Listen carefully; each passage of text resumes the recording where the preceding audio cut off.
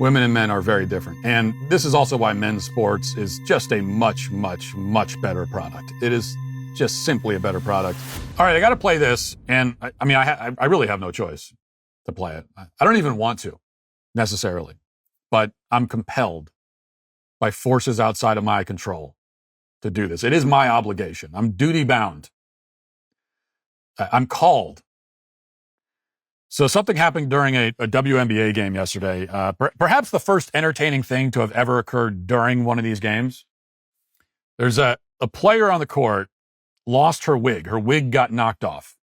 And that was the beginning of the hilarity. It was the beginning of the kind of comedy of errors that happened as a result of this event.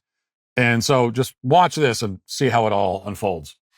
And it bounced around a lot, but at the end, it went through the rim. Oh, no. Oh, no. Oh, no. She's going to go head to the back. Oh, no. Timeout called for Copper to deal with the malfunction. Okay, so this actually goes on for several more minutes, and we won't bore you with all of it. But just to summarize what happened here. One of the WNBA players had her wig knocked off. Why was she wearing a wig while playing basketball? Who knows? I mean, of all the places to wear a wig, a basketball court seems like the worst place, or top 5 at least. Just a very poor choice. So then she picks up her wig and she sprints off the court.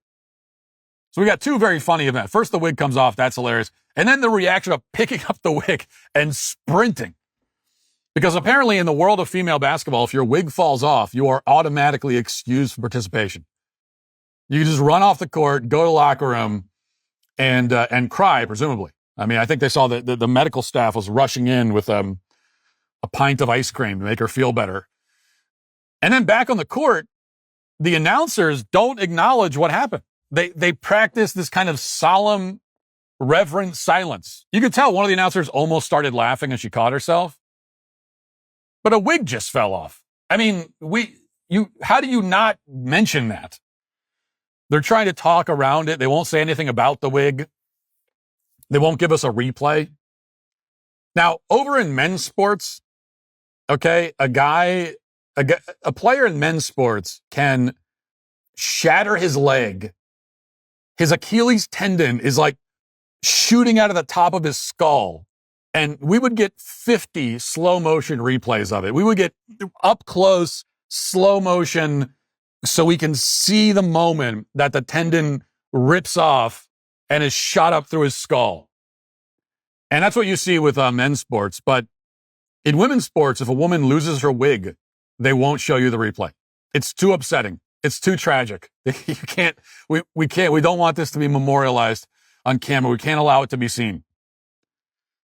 And all of that's hilarious enough. But then they actually stop play on the court. They shut everything down. And there's an emergency meeting with the refs and coaches and officials because some fan somewhere in the stands made fun of the player for losing her wig. And we could get from the reaction, it was only one fan, apparently. Now, again, this happens in men's sports. If someone's wearing a wig and it falls off, the whole stadium would be erupting in laughter. And there'd be no way. If you tried to kick everybody out, you'd be kicking out the entire stadium of people. In this case, one fan makes a joke about it and gets kicked out. How do they even know that there was one? Well, it's because there's only 5 people in the stands. So, you know, they really did. They kicked out 20% of the audience because there was one person. And then, it's just, but again, you go back to the world of men's sports. If you've ever been to a game, a basketball game, football game, hockey, whatever, you know that in men's sports, fans shout the absolute most vile and vulgar things all game long. I mean, I went to a Ravens-Steelers game a few years back in Baltimore, and it was a great game. We won, but the fans were screaming like they were death wishes, profanity, ancient curses. like these almost guttural noises that the fans are making, these summoning the ghosts of their ancestors to murder the Steelers in their sleep. Brutal. And yet in the WNBA, if you crack a smile when a woman's wig falls off, they stop the game and remove you from the stadium. So that's all that to say, women and men, kind of the theme of that's emerged today in the show. Women and men are very different.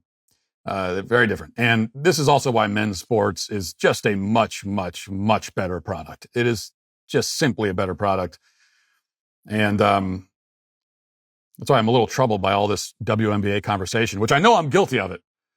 I know I'm guilty of it. Like, I think we should all stop talking about the WNBA. But I can't not talk about it. I mean, it's her wig fell off at the game. I have to talk about it. Why do I have this show if I'm not going to talk about that?